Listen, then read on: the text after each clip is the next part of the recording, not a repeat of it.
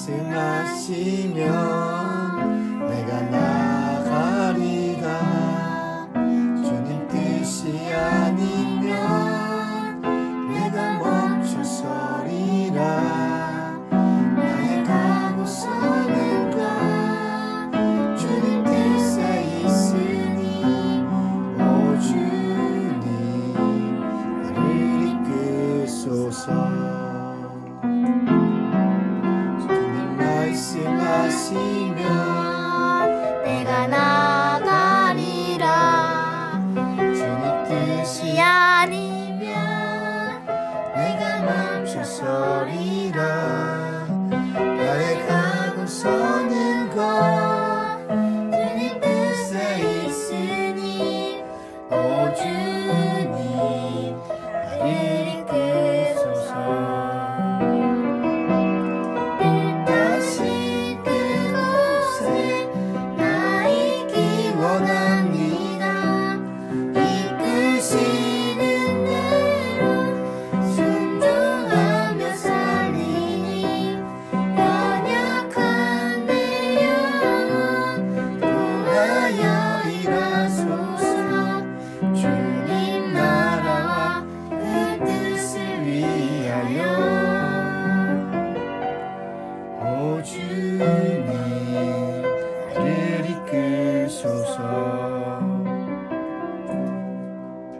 우리 시온이가 기도하겠습니다.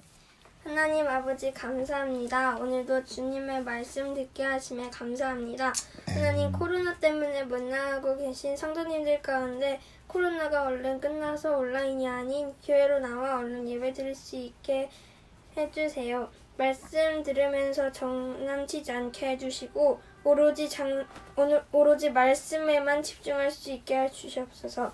모든 성도님들 가운데 하나님의 날개 아래 보호해 주세요. 감사하며 예수님의 이름으로 기도합니다. 아멘. 아멘. 할렐루야. 좋으신 예수님의 이름으로 사랑하는 오메가 교회와 비전 스테이션 해외에 있는 모든 지체들께 문안드립니다.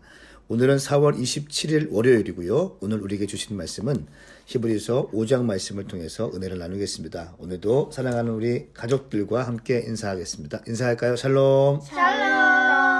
하나님의 크신 사랑이 사랑하는 모든 분들과 함께하기를 축복합니다.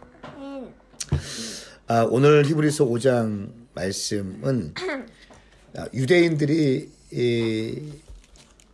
그 기독교인들에게 했던 질문이 있습니다. 그 질문은 예수가 아론보다 크냐라고 하는 것입니다. 예수가 아론보다 크냐? 아론은 누구죠? 대제사장이었어요. 대제사장은 레위 지파에서만 가능했어요. 레위 지파 중에서도 오직 아론의 후손만 대제사장이 될 수 있었습니다. 그런데 유대인들이 이렇게 질문을 많이 하는 거예요. 예수가 뭔데 자꾸 니들은 예수 그러냐. 우리한테는 아론의 레위 지파 또 아론의 후손 중에 대제사장이 있는데 대제사장이 사람들을 대신해서 하나님 앞에 나가서 사람들의 모든 죄를 걸머쥐고 대신 속죄 제사를 드리는데 왜 예수가 필요하냐. 우리는 아론의 후손인 레위 지파 출신 아론의 후손인 대제사장이 있다.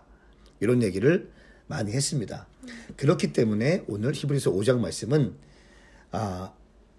아론보다 더 크신 예수 그리스도 또 진정한 대제사장이신 예수 그리스도에 대해서 이야기하고 있습니다. 오늘 5장 말씀의 제목을 한 줄로 한다면 우리의 영원한 대제사장이신 예수 그리스도 이렇게 하면 될 것 같습니다.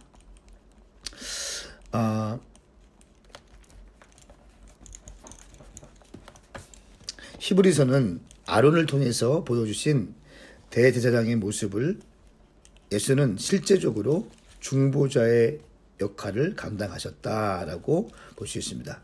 그러니까 아론을 통해서 대제사장의 모습들, 구약의 모습을 언급하면서 그런데 이제 참 대제사장이신 예수 그리스도를 소개하고 있는 것입니다. 진짜 대제사장이신 누구냐? 그분은 우리를 위해서 통곡과 눈물과 기도와 간구를 올리셨고 스스로 고난을 당하신 분이시다. 그리고 우리의 모든 죄를 사하기 위해서 십자가에서 피를 흘리신 분이시다. 이분이야말로 대제사장이 아니냐라고 지금 기록하고 있는 것입니다. 그러면서 예수님의 어떤 대제사장직에 대해서 적법성과 합법성을 이야기하고 있습니다. 저는 오늘 말씀을 크게는 1절부터 4절까지 대제사장의 역할, 5절과 6절은 예수님이야말로 하나님께서 불러주신 참 대제사장이다. 7절부터 10절까지 예수님이 참 대제사장이신 이유, 예수님이 참 대제사장이신 이유, 11절부터 14절까지 신앙의 초보를 벗어버려라. 신앙의 초보를 벗어버려라. 이렇게 단락을 나누었습니다.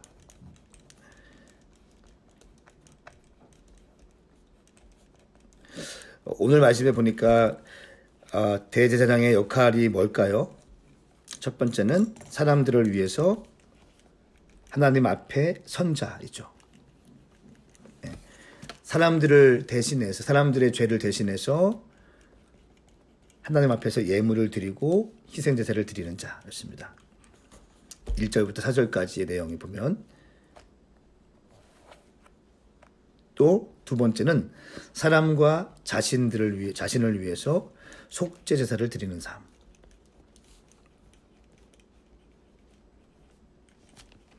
그런데 이 대제사장은 어떻게 해서 생기는 걸까요? 하나님이 임명하셨어요. 오, 정확합니다. 4절 말씀에 나오죠. 4절 말씀에 이 명예는 아무나 스스로 얻는 것이 아니라 아론과 같이 하나님의 부르심을 받아서 얻는 것입니다. 예, 임명하는 거예요. 하나님이 지목하시는 사람, 하나님이 불러주신 사람이 하는 것입니다. 그러면 이 대제사장의 역할은 무엇을 위해서입니까? 아까 말씀드린 것처럼 1절부터 3절까지 나와 있는데요. 하나님 앞에서 연약한 인간들을 위해서, 그렇죠? 인간들을 위해서 희생제물을 드리는 거고, 또 본인도 속죄제물을 드린다라고 하는 것입니다. 그러니까 정확히 말하면 1절부터 3절까지는 대제사장이 필요한 이유, 그리고 4절은 대제사장의 부르심이라고 하면 될 것 같습니다. 자, 5절 말씀에 보면은, 그런데 예수님이야말로 참으로 대제사장이다 라고 말씀하고 있습니다. 그러면서 이렇게 말씀하시죠. 너는 내 아들이다. 내가 오늘날 너를 낳았다. 이렇게 말씀하셨다. 5절 말씀 보십시오. 그리스도께서도 스스로 영광을 취하셔서 대제사장이 되신 것이 아니라 오직 그분의 말씀을 말씀하시는 분이 이렇게 말씀하셨다. 또 6절 말씀에 너는 멜기세덱의 계열을 따르는 영원한 제사장이다 라고 하셨던 것입니다. 그러니까 예수님이 스스로 제사장이 된 것이 아니라 하나님의 명령에 의해서 대제사장이 되었는데, 너는 내 아들이다. 내가 오늘 낳았다. 이렇게 말씀하셨고, 또 한 군데서는 시편 110편 4절 말씀에는 너는 멜기세덱의 계열에 따르는 영원한 제사장이다. 이렇게 말씀하셨다는 것입니다. 자, 7절부터 10절까지 말씀 보시면 이제 예수님이 참 대제사장이신 이유가 나옵니다. 어떤 이유가 나올까요? 정말 참으로 대제사장이신 이유는 첫 번째는 우리를 위해서 고통을 당하고 우리를 위해서 기도하셨다. 7절 말씀 보십시오. 자신을 죽음에서 구원하실 수 있는 분께 통곡과 눈물과 기도와 간구를 올리고 그의 경외하심으로 인해 응답받으셨다. 우리를 위해서 고통을 당하시고 기도했다. 두 번째는 그분은 아들이신데도 고난당하심으로 순종하셨다. 고난 중에도 순종하셨다. 이 순종은 어떤 순종일까요? 하나님 말씀 따르면서. 예수님 순종하신 것은 어떤 순종을 의미할까요? 십자가에서 달려서 죽으신 거. 그리고 모든 사람들의 죄를 대신해서 대속제물로 죽어주신 것을 의미하는 거죠.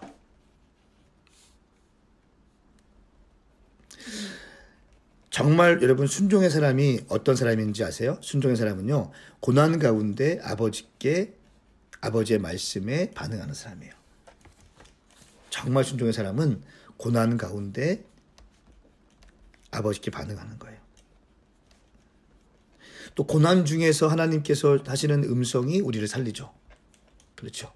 고난 가운데 사람들의 비아냥거림과 사람들의 반대와 사람들의 누명을 씌우고 나를 억울하게 하고 힘들 때 있잖아요. 내 마음을 몰라주고 할 때 주님은 우리에게 말씀하세요. 아멘? 아멘. 예, 그때 말씀하세요. 고난 중에 말씀하세요. 그리고 그 고난 가운데 하나님께서 말씀하시는 말씀이 우리를 격려하고 우리를 위로하고 우리를 세워서 믿음의 길을 계속 걸어갈 수 있게 하는 것입니다. 아멘인가요? 아멘. 고난 중에 있을 때는요, 사람들에게 자꾸 찾아가고 전화하고 이런 것보다 하나님께 기도하셔야 돼요. 하나님께서 말씀하십니다. 아멘인가요? 아멘. 네. 그래서 고난의 삶은 내 억울한 것들을 밝혀내는 것이 아니에요. 고난의 때에 내 억울함을 밝혀내고 또 내가 억울하고 외롭고 오해받고 마음이 괴롭다고 해서 이 문제를 막 해결하기 위해서 사람을 만나고 다니고 막 그렇게 많은 사람들이 하잖아요.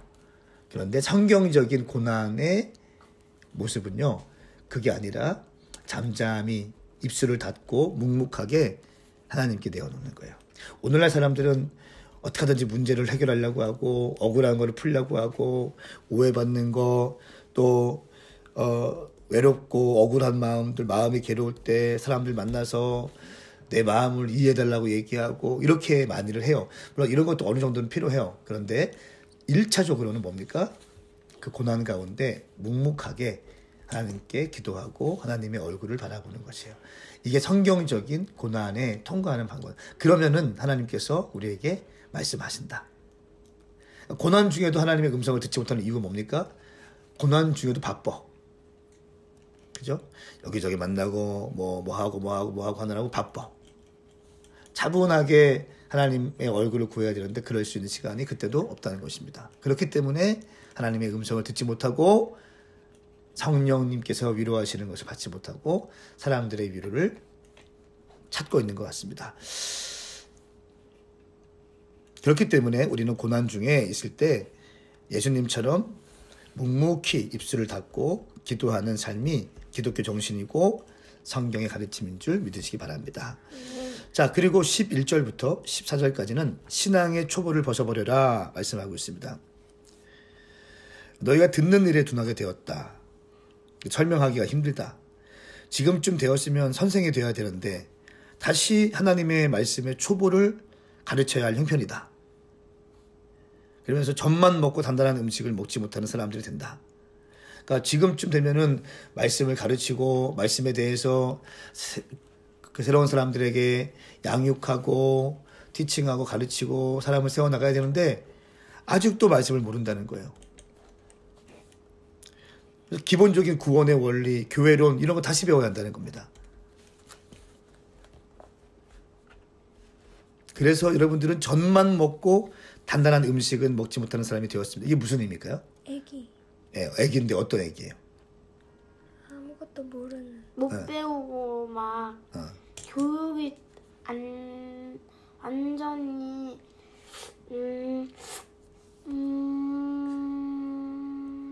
교육이 조금 더 다른 덜된 애기.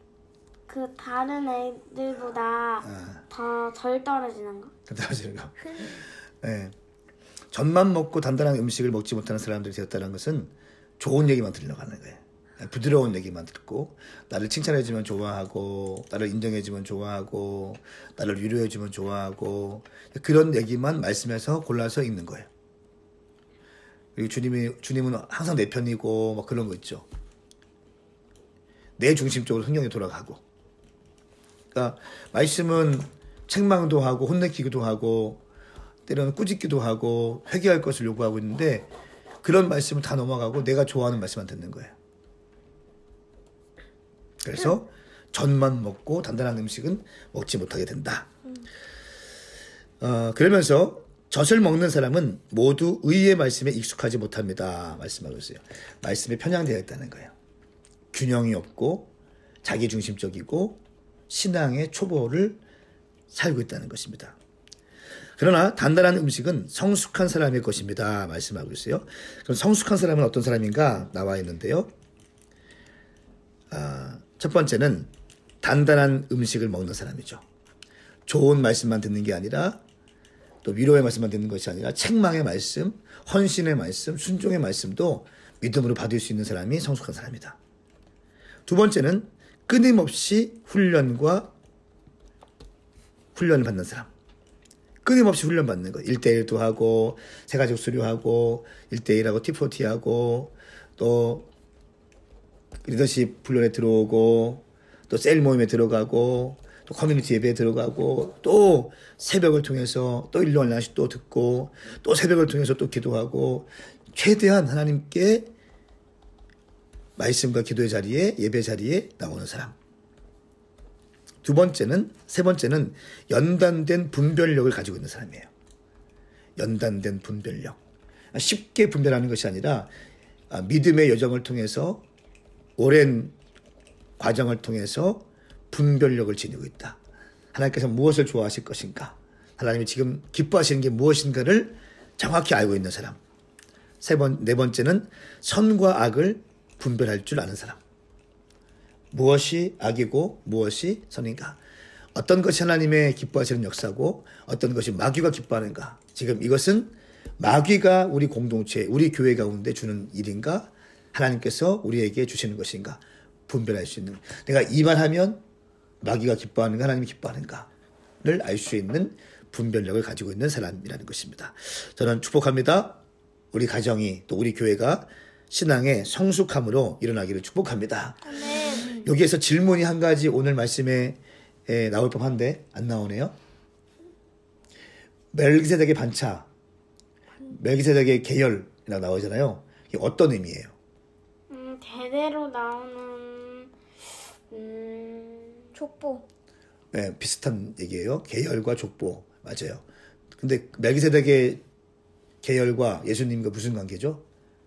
멜기세덱 계열 안에 예수님이 들어가 있어서? 맞아요. 그런데 멜기세덱은 어떤 사람이에요, 그러면? 멜기세덱이 사람 이름이에요? 사람 이름이에요. 누구였더라? 근데 왜 성경 말씀은 아론의 지금 대제사장이라고 하셨는데 아론이 대제사장인데 왜 예수님은 멜기세덱의 계열이라고 했을까요? 혹시 엄마? 혹시 시온이? 아버지, 어머니, 족보, 생명의 시작과 끝 등에 대한 기록이 전혀 없는 아주 독특한 사람이었다. 예. 비전 성경에 나와 있죠? 네. 네. 맞아요. 멜기세덱은 족보가 안 나와요. 근데 멜기세덱은 좀 기록해 보십시오. 아브라함과 동시대 사람이에요. 아브라함과 동시대생? 동시대 사람, 같이 시대에 살았던 사람이에요. 그런데 예루살렘의 왕이었어요. 그리고 지극히 높은 하나님의 제사장이었어요. 아브라함과 이 멜기세덱이 언제 처음 만났느냐 하면은 혹시 기억나십니까? 창세기에서 창세기 14장에서 아브라함이 그돌라오멜 왕 연합군과의 전쟁에서 승리하고 돌아올 때 11조를 드린 사람이 있죠. 그 사람이 바로 멜기세덱이에요. 그 전쟁에서 승리한 전리품의 10분의 1을 멜기세덱에게 드렸어요. 그리고 이 멜기세덱은 아브라함에게 떡과 포도주를 줬어요. 근데 이때 말하는 떡과 포도주는 예수님의 뭔가 성찬식을 의미해요. 멜기세덱은 예수님을 예표하는 사람이에요. 예수님을 예표하는 사람이었어요.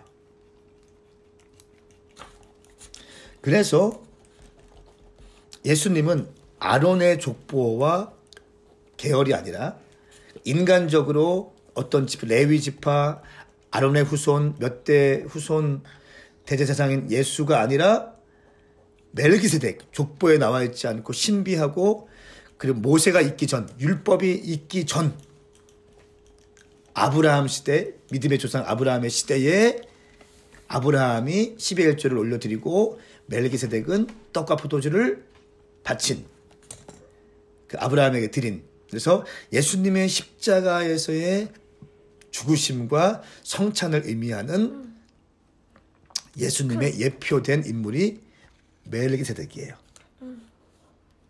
그래서 오늘 말씀의 핵심이 뭔지 아세요? 아론은 인간적인 지파와 계열에 따라서 하나님께 임명받은 사람이지만 예수님은 아론이 임명받기 전보다 더 먼저, 심지어 아브라함 시대 때에, 믿음의 조상인 아브라함 시대 때에 아브라함이 11조를 드렸던 멜기세덱, 그리고 이 멜기세덱이 떡과 포도주를 줌으로써 예수님의 구속사를 예표하고 있는데, 그때부터 지금까지 흘러오는 멜기세덱의 반차에 따라서 대제사장이 되신 것이 예수님이시다. 다시 말하면 아론보다 더 위대한 게 예수 그리스도이시다. 왜 이렇게 얘기했을까요? 유대인들이, 아니 너희들은 우리한테는 대제사장이 있는데 레위 지파 아론의 후손 중에서 대제사장을 뽑아서 하나님께 우리를 대신해서 우리의 모든 죄를 걸머지고 나가는 대제사장이 있는데 뭐 또 예수가 필요하냐, 이렇게 얘기하니까 히브리서 기자가 성령님에 감동되어서 지금 이 대제사장을 얘기하고 있는 것입니다. 그래서 아론보다 더 위대하신 예수 그리스도, 이 예수 그리스도가 우리의 참된 대제사장이시다. 그리고 예수님은 직접 고난과 순종으로 우리의 죄를 위해서 십자가에서 못 박아 돌아가신 예수 그리스도이시다. 예수님만이 우리의 참된 대제사장이다. 이렇게 말씀하고 있는 것입니다. 오늘 여러분 가운데 사랑하는 동역자들, 교회, 또 동역자들, 우리 청년들, 또 일용할 양식을 사모하는 많은 사람들이 계신 걸로 알고 있습니다. 여러분 가운데 정말 우리 인생의 참된 예수 그리스도, 참된 대제사장이신 예수님을 신뢰함으로 끝까지 험한 시간들 믿음에 경주하면서 달려가시길 축복합니다. 또 한 가지는 믿음의 신앙에 성숙한 사람이 되십시오. 좋은 말씀만, 칭찬만 받으려고 하지 마시고, 맨날 위로받으려고 하지 마시고, 순종과 헌신, 마지막 때 이 말씀 지켜내므로 단단한 음식을 드시고 끊임없이 훈련받으시고 연단된 분별력과 선악을 분별할 수 있는 믿음들로 세워져서 성숙함으로 많은 사람들을 일으키고 많은 사람들을 제자화할 수 있는 여러분 되시기를 예수님의 이름으로 축복합니다. 아멘. 기도하겠습니다. 주님 감사합니다. 오늘 우리에게 귀한 시간 주셔서 함께 말씀 보게 하시고 함께 찬양하게 하시고 기도하게 하시니 감사합니다. 우리 가정 가운데, 우리 시온이 가운데, 사론이 가운데, 엄마 가운데 함께하여 주시고 또 이 음성을 함께 듣고 있는 모든 사랑하는 우리 오메가 교회 가족들, 또 특별히 가정 예배를 시도하고 있는 많은 동역자들, 또 가정들 가운데, 아버지들 가운데, 어머니들 가운데, 또 아들 딸들 가운데 아버지와 어머니가 예수 믿지 않아서 혼자 가정 예배를 드리고자 준비하고 나도 결혼하면 가정예배 드려야지라고 하면서 기도하며 준비하고 있는 모든 청년들 가운데 주님 함께하여 주셔서 이 가정예배를 통해서 더욱더 가정이 새로워지고 믿음이 더욱더 견고해질 수 있는 놀라운 역사가 있게 하여 주시옵소서. 믿음으로 승리하게 하여 주시옵소서. 한 주간도 말씀 붙들고 승리할 수 있는 모든 사랑하는 교우들 될 수 있도록 주님 역사하여 주시옵소서. 감사드리며 예수님의 이름으로 축복하며 기도하옵나이다. 아멘. 사랑하는 여러분, 오늘도 주님 안에서 승리하십시오. 함께 인사할까요? 샬롬. 샬롬.